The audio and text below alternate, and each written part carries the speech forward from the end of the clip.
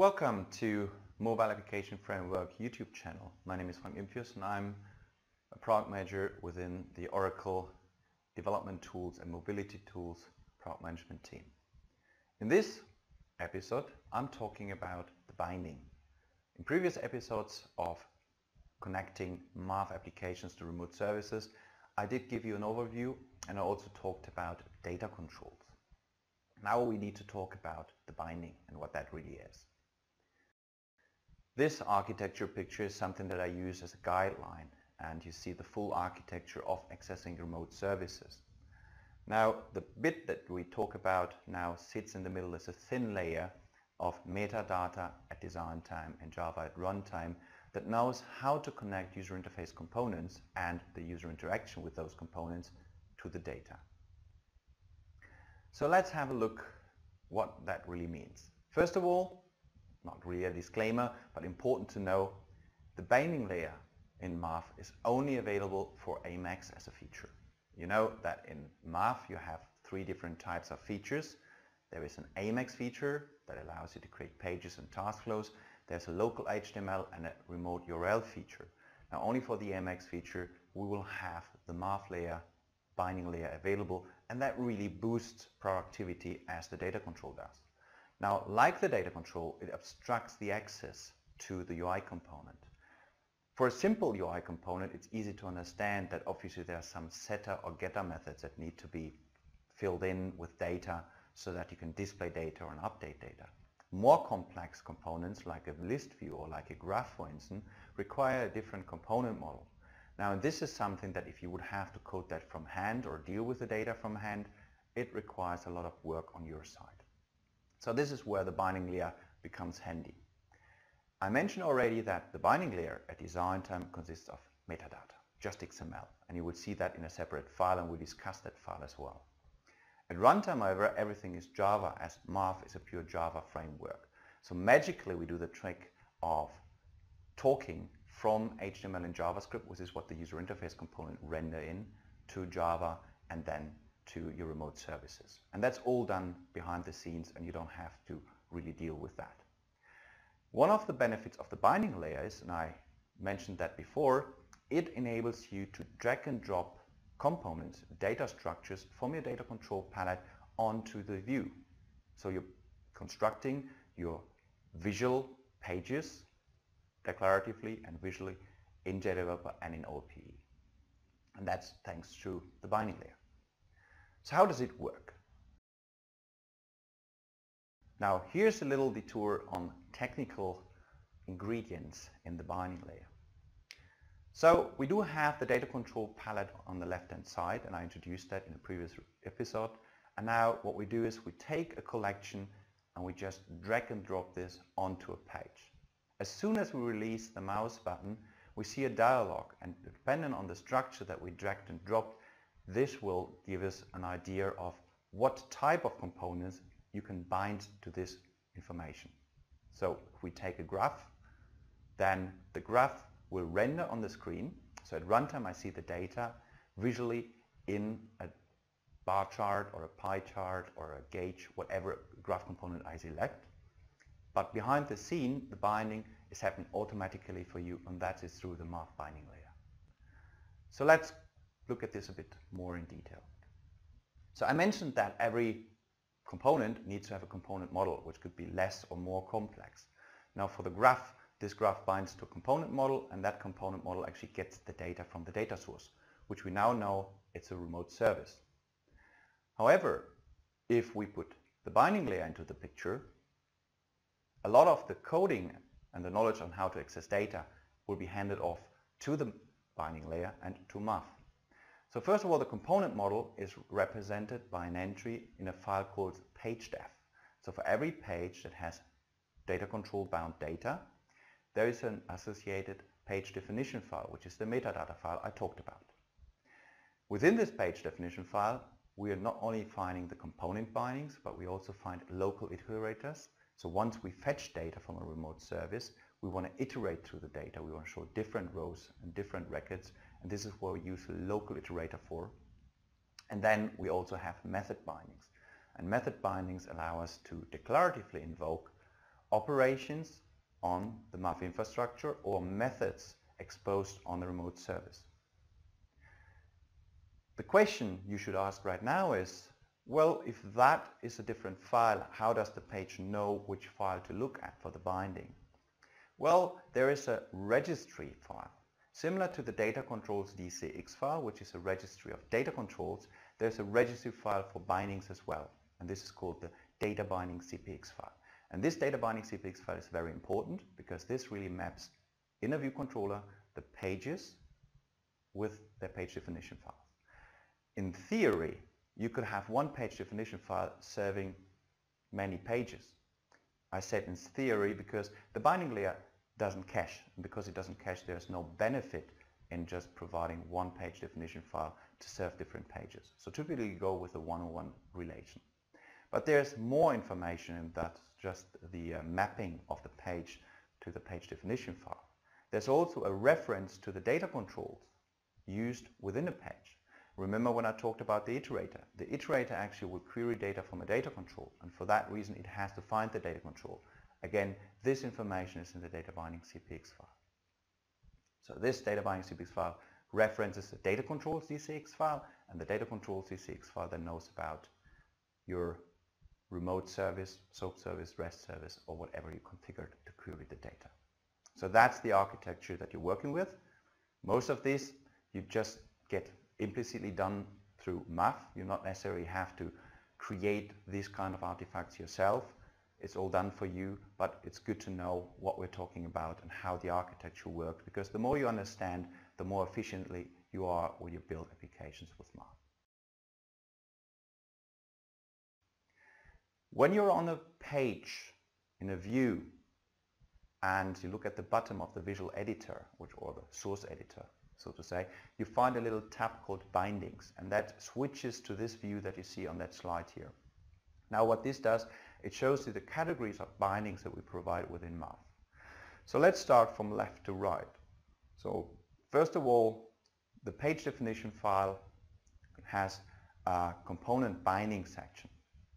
And this component binding section has an operation binding, which I mentioned is a framework functionality exposed. And if you want to use that framework functionality for the service data control, then actually you will have to drag and drop the operation to the view, and that will automatically create the binding in the page definition file. So whenever the button or the link, whatever you associate with that, is pressed, we will look up for the binding and will understand where exactly that is pointing to and invoke that method. The second item is the attribute. Now an attribute binding, or value binding as we call it, is linked to output text field, input text field, so to singular information. A select one choice will also bind to one of the bindings, not necessarily the attribute value binding, but to a related binding. But input text, output text, that's all bound to attribute value bindings. The list binding, I mentioned select one choice, that is where the select one choice binds to, and underneath they're all related in terms of the objects that they're using to query the data. However, visually you see different icons and different functionality. There's a tree binding, and the tree binding represents a collection. Now this collection is used with the graphs, with an iterator, or with a list view. So it's automatically created and represents a collection. And then we have a method binding, and this method binding will bind to an operation or method exposed on the service. Again, you drag and drop a method from the data controls panel to the page, and that would create the method binding. Now all of these actually is referenced on a page through the bindings expression. And on a previous slide I had the bindings expression already mentioned. So there's a expression language tag, hash bindings, and that always knows where to find the page definition file and the binding container. Everything that follows the bindings keyword will be looked up by its name within the component binding. So if I have bindings last name, then that indicates it's an attribute value binding. So it will look in the list of attribute value bindings for the equivalent name, and then it has the connection and will query the data. Same for trees and so on. On the executable section, we do have parameters, and it's called the executable section because here's where you perform queries, and these are not necessarily directly exposed on the user interface. A parameter, for example, is exposed as an attribute value binding. So whenever I take a constructor that I introduced on the data control episode, I drag and drop that as an input form, then attribute value bindings will be created, and these will then be linked to parameters. In this way, we have the ability to create new objects and update the remote service with new data provided by the user. So parameters are used, I already mentioned that, for anything that you create a parameter form on. If you have a method that requires arguments and you don't expose the method as a parameter form, then parameters are not used, but then we have items under the method binding that you can use and reference the input arguments either from a managed bean or just fill it in by straight calls from Java. However, if you decide to create a parameter form, then parameters are created. The iterator binding is the most important binding. There are two types of binding. There are accessor bindings, which are referencing a method collection or collection returned by a method, and there are normal DC iterators. So you will learn what to work with as soon as you drag and drop components in. You will see what is created in the page definition file. So it's not really that you have to know in advance what type of binding needs to be created, because that's what the tooling is doing for you. And that is why the binding layer really boosts productivity, because you don't have to think about how do I bind that data to that component. It's all done for you.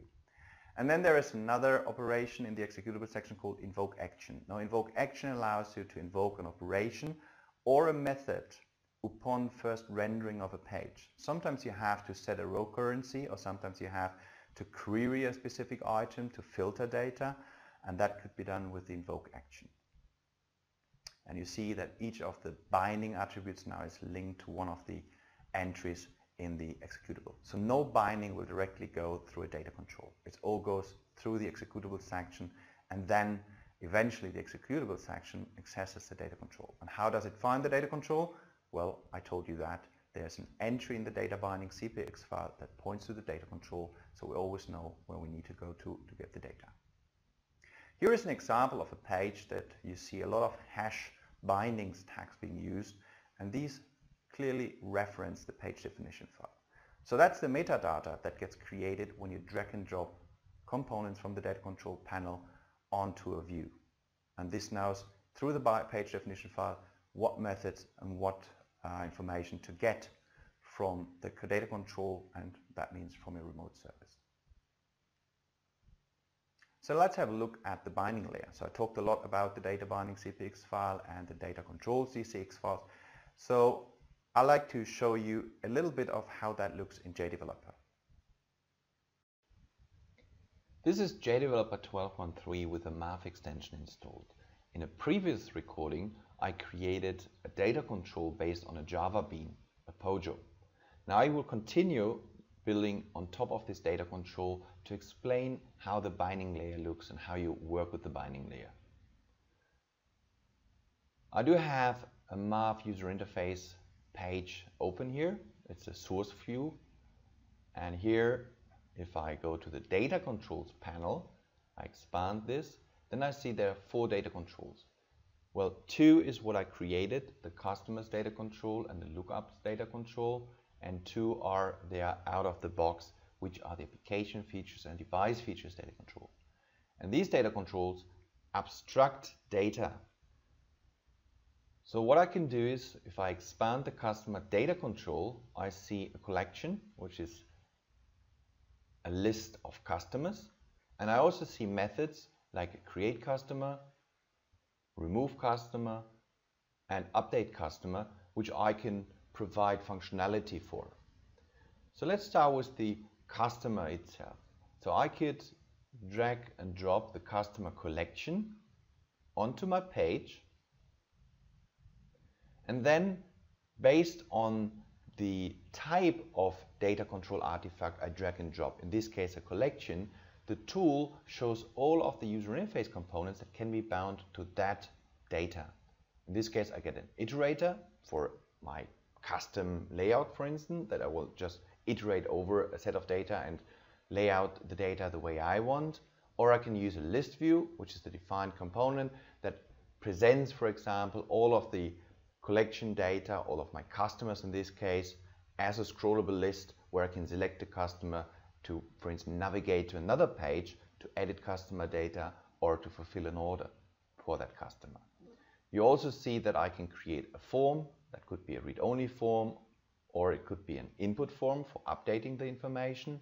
I can create charts based on the information, gauges. I could use geographic maps, and all of these components will be bound to the data through the page definition file I showed on the slides. So let's go for the list view.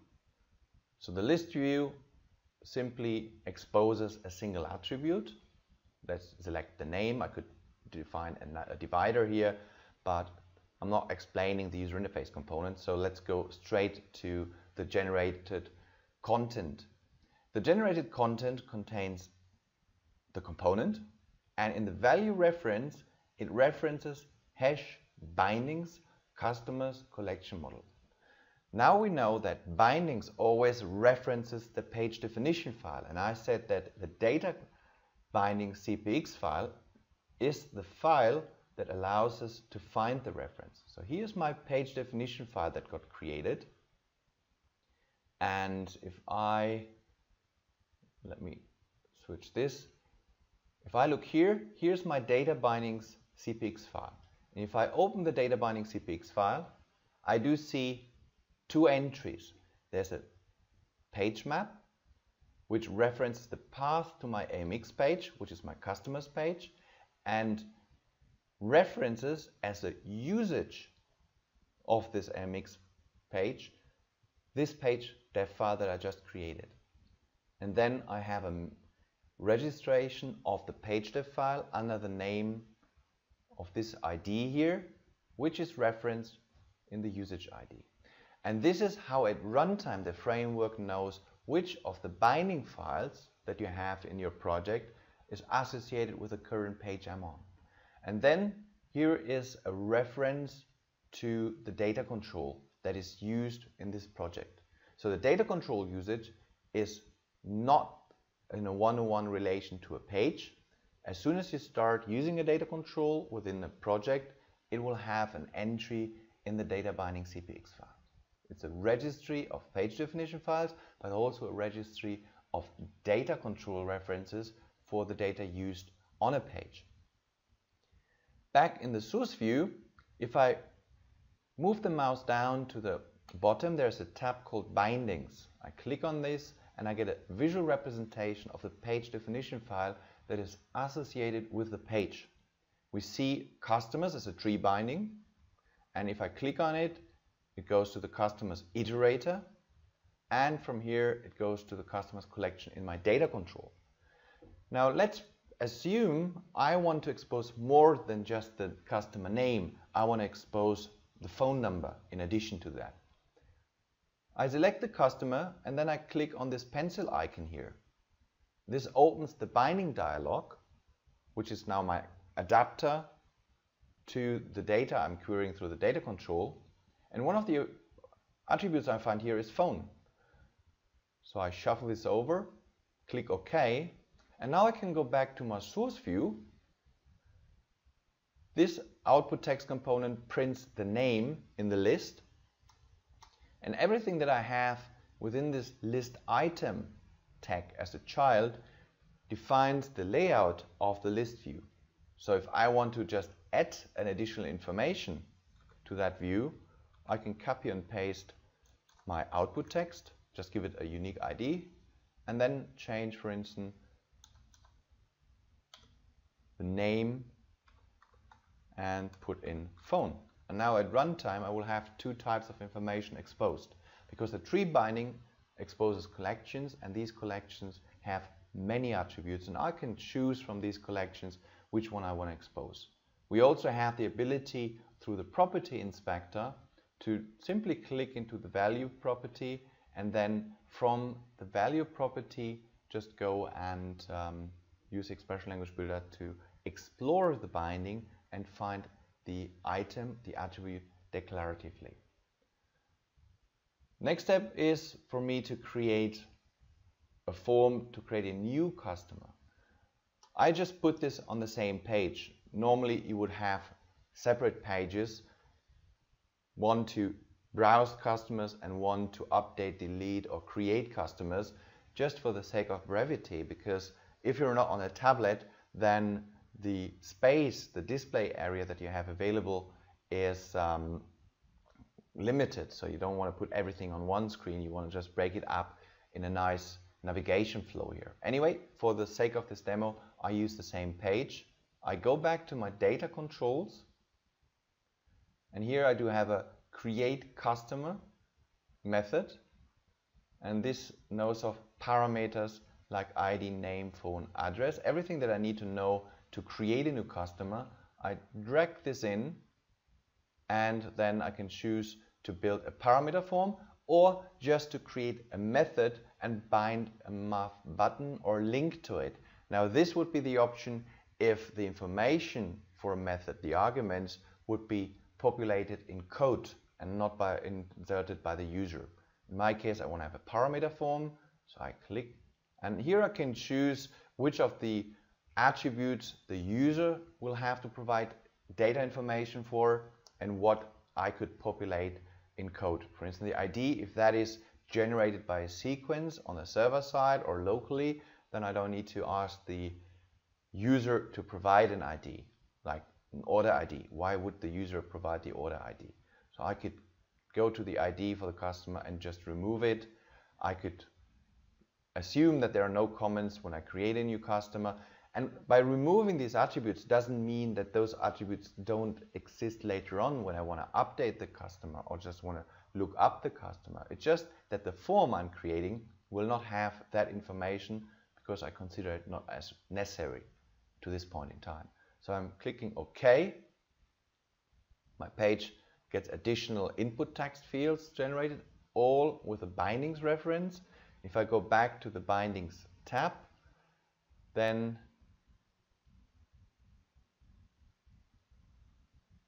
let's go back here and reopen it.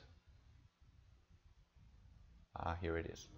So now it's refreshed, and when it's refreshed, I see I do have a tree binding.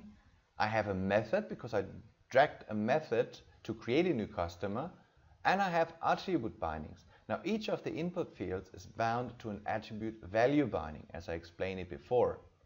And these attributes, as you can see, now point to a variable section. They're not pointing to the iterator, to the customer iterator, because we are temporarily creating a new customer object, and this is saved in the framework.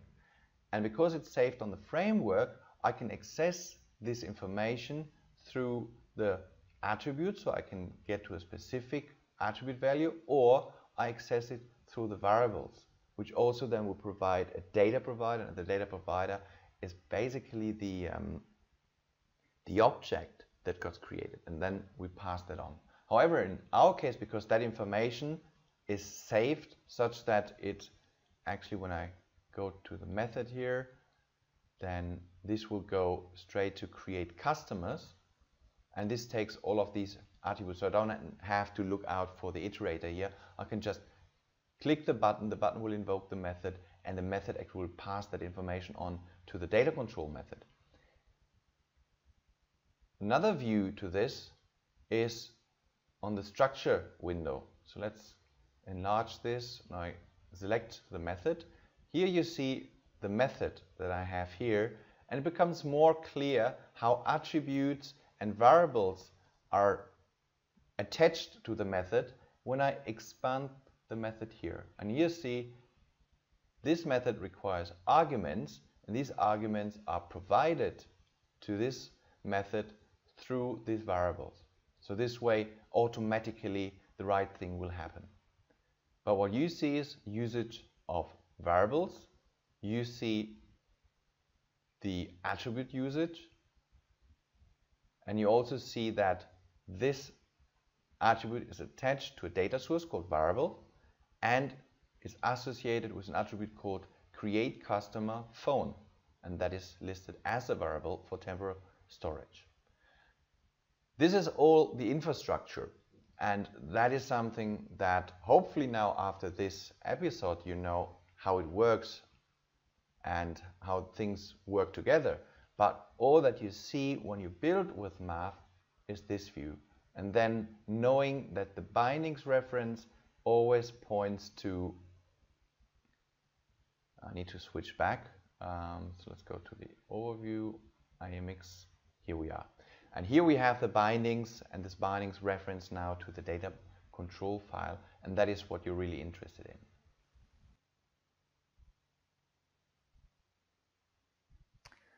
Coming back to this episode after the demo, so I showed you how the binding layer files look and where you find them. The whole section was all about MAF binding, and there are two key factors for productivity in MAF. One is the data control, which abstracts the remote service, business service, and the other one is the MAF binding that abstracts the component model that is used for the user interface component. And with these two things, we can very easily and declaratively create mobile user interfaces that are data bound, that allow you to do the full CRUD operations without really you thinking about how that is all coded.